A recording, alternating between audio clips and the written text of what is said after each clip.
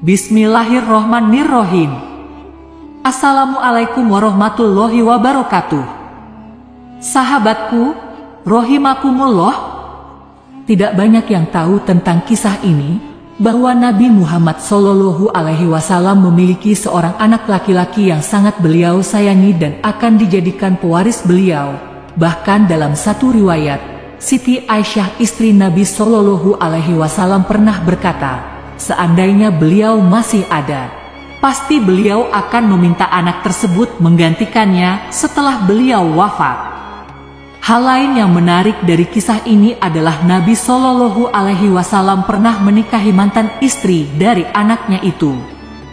Mari kita simak kisah selengkapnya. Tapi sebelum lanjut, mari dukung channel ini agar dapat terus berkembang dengan cara klik tombol like dan subscribe.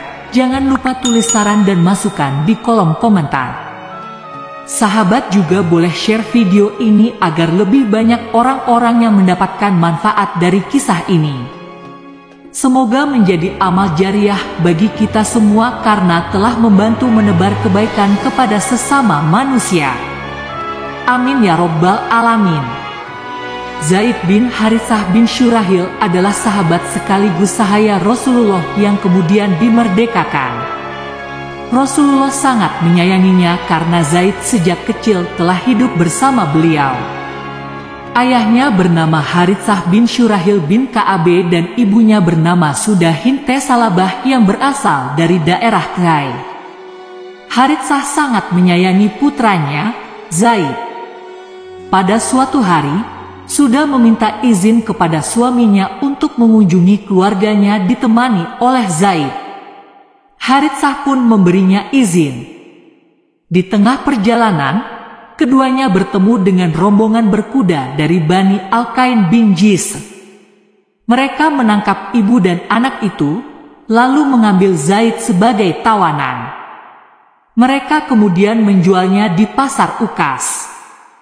Akhirnya ia dibeli oleh Hakim bin Hizam. Ia membeli Zaid bukan untuk kebutuhan dirinya, melainkan untuk dihadiahkan kepada bibinya, Khadijah bin Khuwailid. Khadijah sendiri langsung memberikan Zaid kepada suaminya, Abu Al-Qasim Rasulullah SAW, di masa sebelum kenabian. Saat itu Zaid baru berusia 8 tahun. Nabi Muhammad kemudian memerdekakannya, bahkan mengangkatnya sebagai anak. Sejak itulah ia dipanggil Zaid bin Muhammad sampai akhirnya turun firman Allah yang melarang tabani, melekatkan nama seseorang kepada anak angkat, panggillah mereka dengan nama bapak mereka. Sudah pulang menemui suaminya dengan penuh rasa bersalah dan penyesalan yang dalam. Tentu saja Haritsah sangat berduka ketika istrinya itu mengabarkan apa yang terjadi pada putra tercintanya. Duka dan kepedihannya itu terungkap dalam larik-larik syairnya. Kutangisi Zaid, aku tak tahu apa yang sedang ia kulakukan, adakah ia masih hidup, ataukah ia telah tinggalkan dunia. Pada musim haji, Zaid berjumpa dengan rombongan dari Bani Kilab, yang satu kabilah dengan keluarganya. Setelah saling berkenalan, Zaid mengirim pesan untuk disampaikan kepada keluarganya.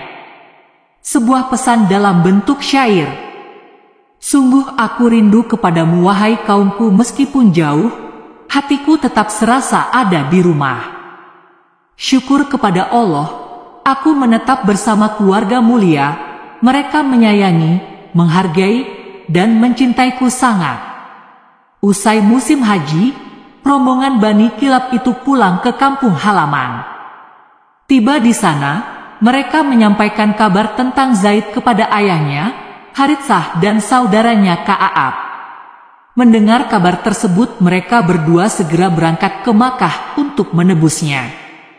Sesampainya di Makkah dan berjumpa dengan Nabi, mereka berdua berkata, wahai putra Abdul Muthalib, hai putra Hashim, hai pemimpin kaum, kami datang untuk mengambil putra kami yang ada bersamamu. Serahkanlah ia kepada kami, dan biarkan kami menebusnya. Rasulullah bersabda, siapakah anak yang engkau maksudkan?" Mereka menjawab, "Zaid bin Haritsah." Lalu beliau bersabda, "Mintalah selain itu." "Apakah maksud Tuan?" kata Haritsah bertanya. "Panggillah dia dan biarkan dia memilih. Jika ia memilih kalian maka ia milik kalian, tetapi jika ia memilihku maka, demi Allah, aku tak dapat menolak orang yang memilihku." Mereka berkata, "Kami mengenal kebaikanmu, dan hari ini engkau telah berbuat baik kepada kami." Rasulullah memanggil Zaid dan berkata, "Apakah kau mengenal kedua orang ini?" Zaid menjawab, "Ya, aku mengenal mereka. Ini adalah ayahku dan ini pamanku. Engkau telah mengenalku. Kau sendiri mengetahui bagaimana perlakuanku kepadamu. Sekarang, ku bebaskan engkau memilih, apakah memilih aku atau mereka. Aku mencintai mereka, tetapi bagiku, engkau bagaikan ayah dan paman." Mendengar jawaban Zaid, ayahnya berkata, "Celakalah engkau hai Zaid, apakah kau lebih memilih menjadi budak daripada hidup merdeka? Apakah kau lebih memilih dia daripada ayah dan pamanmu sendiri?" Zaid menjawab, "Benar, aku sangat mengenal beliau. Aku tak dapat menggantikannya dengan siapapun." Ketika Rasulullah mendengar ucapan Zaid, beliau keluar menuju Hijr, Ismail, di dekat Ka'bah lalu berkata, "Wahai penduduk Makkah, saksikanlah bahwa Zaid adalah putraku, ia mewarisiku dan aku mewarisinya." Saat ayah dan paman Zaid mendengar ucapan Nabi Shallallahu Alaihi Wasallam, hati mereka diliputi rasa tenang dan kagum sehingga mereka memutuskan untuk pulang ke kampung halaman. Ada perbedaan pendapat tentang siapa yang masuk Islam lebih dulu sebelum Zaid bin Haritsah. Al-Zuhri berkata, "Kami tidak tahu siapa yang masuk Islam sebelum Zaid bin Haritsah." Abu Umar meriwayatkan dari Al-Zuhri bahwa orang pertama yang memeluk Islam adalah Khadijah bin Ishaq, menuturkan bahwa setelah Khadijah, yang memeluk Islam berikutnya adalah Ali bin Abu Thalib, kemudian Zaid, lalu Abu Bakar. Ada juga pendapat yang mengatakan bahwa yang pertama memeluk Islam adalah Abu Bakar, kemudian Ali, barulah Zaid. Zaid hidup di tengah keluarga Nabi Shallallahu Alaihi Wasallam dan berada di bawah tanggungan beliau. Ketika mulai beranjak dewasa, tentu saja Zaid mulai berpikir tentang pernikahan. Namun, siapakah wanita beruntung yang akan menjadi pendampingnya? Rasulullah telah memilihkan untuknya seorang wanita keturunan Abdi Syam bernama Zainab binti Jahsy, yang tak lain merupakan putri bibi beliau, yaitu Umaymah binti Abdul Muthalib. Tetapi, apakah Zainab binti Jahsy mau dinikahi oleh Zaid? Timbul pergolakan dalam pikiran Zainab, bahkan sesungguhnya ia enggan dinikahkan kepada Zaid. Ia menolak Zaid karena agama Islam baru tumbuh dan berkembang. Adat, sikap, dan perilaku Zainab masih banyak dipengaruhi masa lalu dan budaya kaumnya. Ia merasa dirinya sebagai putri bangsawan dari suku Quraisy yang terhormat, sedangkan Zaid hanyalah seorang budak yang dimerdekakan. Bagaimana mungkin ia menerima lamaran dari seseorang yang lebih rendah posisi sosialnya? Bagaimana bisa seorang Sayyidah menerima seorang bekas budak? Selain itu, pengetahuannya tentang ajaran Islam juga masih sedikit. Ia tidak tahu bahwa Islam datang untuk menghilangkan perbedaan di antara manusia. Islam mengajarkan tak ada perbedaan antara Arab dan non-Arab, antara manusia yang berkulit putih ataupun yang berkulit hitam. Hanya ketakwaan yang membedakan mereka. Allah Subhanahu wa Ta'ala berfirman, "Sesungguhnya yang paling mulia di antara kamu di sisi Allah adalah yang paling bertakwa." Rasulullah menyampaikan maksudnya kepada Zainab. Beliau bersabda, "Aku telah meridainya untukmu." Namun, Zainab menolak dan berkata, "Tetapi aku tidak ridho dinikahinya." Rasulullah sama sekali tidak marah meskipun lamarannya untuk Zaid ditolak oleh Zainab. Beliau tetap menanggapinya dengan bijak. Sejatinya, setiap muslim wajib mentaati perintah Rasulullah Shallallahu Alaihi Wasallam karena beliau adalah utusan Allah.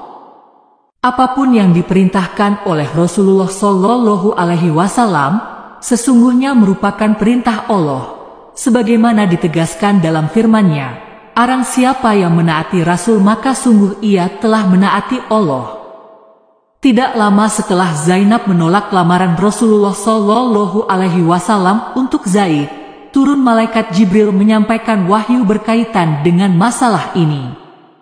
Allah berfirman, "Dan tidaklah bagi seorang mukmin laki-laki dan tidak juga mukmin perempuan jika Allah dan Rasul-Nya telah menetapkan suatu perkara, mereka memilih urusan mereka sendiri.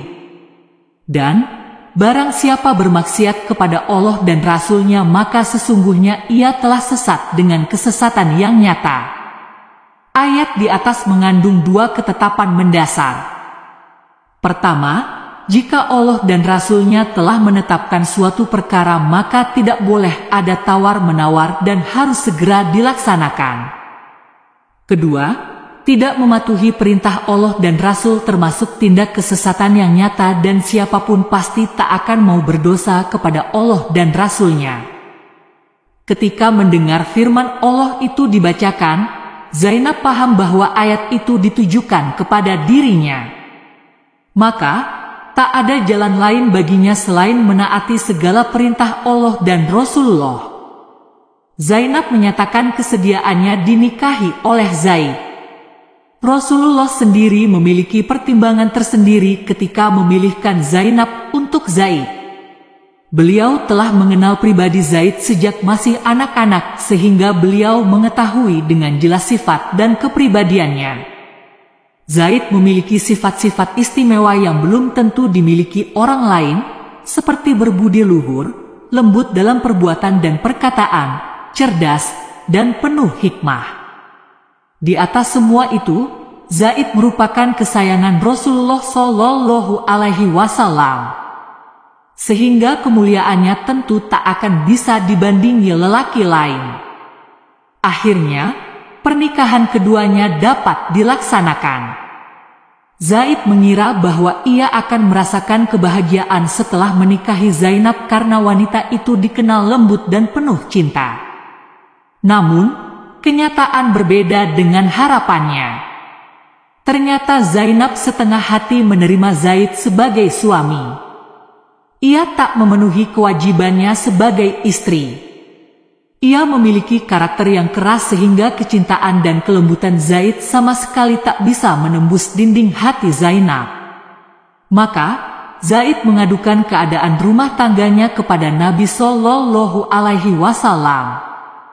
Ia ceritakan semua perlakuan Zainab kepadanya. Ia sampaikan pula bahwa Zainab tidak pernah menerima Zaid sebagai muslim merdeka yang setara dengan muslim lainnya. Ia tak pernah melupakan asal-usul Zaid sebagai budak yang dimerdekakan. Namun, Rasulullah meminta Zaid bersabar, dan ia pun menerima nasihat Nabi Shallallahu Alaihi Wasallam. Meski terasa berat, Zaid pulang ke rumah disertai rasa cemas. Ia khawatir Zainab akan semakin membencinya karena mengadukan rumah tangganya kepada Nabi Shallallahu Alaihi Wasallam. Ternyata, setelah beberapa lama, sikap dan perilaku Zainab tak berubah. Maka, Zaid kembali menghadap kepada Rasulullah. Beliau bertanya, "Adakah sesuatu yang meragukanmu tentang dirinya?" Zaid menjawab jujur, "Tidak, wahai Rasulullah. Demi Allah, tidak ada keraguan sedikit pun terhadap dirinya, dan tak ada yang aku lihat selain kebaikan." Zainab merasa lebih tinggi dariku karena memang ia pantas merasa demikian. Rasulullah Shallallahu Alaihi Wasallam. kembali menyuruh Zaid pulang ke rumahnya dan bersabar. Zaid mengikuti perintah beliau dan bergegas pulang ke rumahnya. La tetap bersabar meskipun istrinya tetap memperlakukannya secara tidak baik. Ia terus berusaha membujuk dan melembutkan hati Zainab. Sedikit pun tak terlintas dalam benaknya niat melanggar perintah Rasulullah meskipun upayanya untuk melembutkan hati istrinya tak pernah membuahkan hasil. Selang beberapa saat, ia kembali menemui Rasulullah meminta persetujuan beliau untuk bercerai. Karena apa yang dialaminya sangat memungkinkannya mengambil jalan yang halal tetapi dibenci oleh Allah itu. Rasulullah memahami situasi dan kesulitan yang dihadapi oleh Zaid. Beliau memahami keadaan batin Zaid yang tersiksa akibat perlakuan istrinya. Akhirnya, beliau mengizinkan Zaid bercerai. Zainab binti Jahsy sendiri adalah seorang mukminah yang taat beribadah, tetapi sering mengeluh. Hari-harinya selalu dipenuhi amal ibadah. Dan ia tekun menjalankan sunnah Rasulullah Shallallahu Alaihi Wasallam, termasuk sholat, puasa, juga membaca Al-Quran. Hanya saja, ia tidak mampu menyembunyikan rasa tidak sukanya kepada Zaid. Namun, kebaikan dan kemuliaan tidak mau beranjak dari kehidupan Zainab.